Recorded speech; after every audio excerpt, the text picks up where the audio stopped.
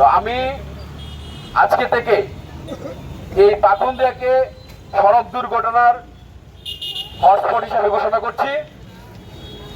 পাশাপাশি এই সড়ক দুর্ঘটনা যতদিন পর্যন্ত বন্ধ না হবে ততদিন পর্যন্ত নিরাপদ সড়ক চাই নিষ্ঠা এর উদ্যোগে ধারাবাহিকভাবে কর্মসূচি চলতে থাকবে।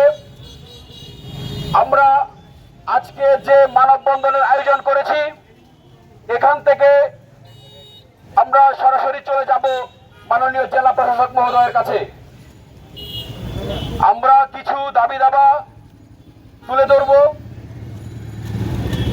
আমরা যদি আগামী 3 দিনের ভিতরে কোনো কার্যকরী পদক্ষেপ না দেখি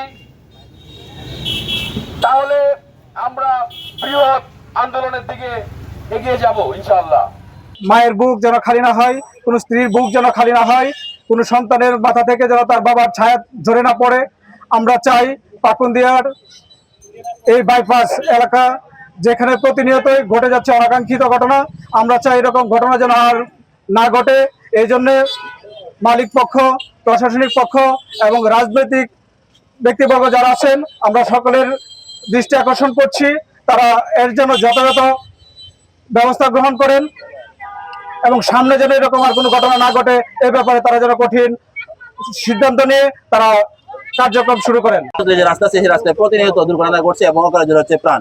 আমরা আজকের মানববন্ধন থেকে বেপরোয়া চালকদের উদ্দেশ্যে বলতে চাই, আপনি গতি কমান, জীবন বাঁচান এবং আপনি যখন ঘুমানিত অবস্থায় থাকবেন তখন প্রয়োজনে গাড়ি থামিয়ে ঘুমটাকে পানি দিয়ে মুছে পানি দিয়ে হাত মুখ ধুয়ে তারপরে আপনি গাড়ি চালান, যাতে আপনার হেল্পারকে দিয়ে আর কোনো মানুষের প্রাণ যাতে না যায়।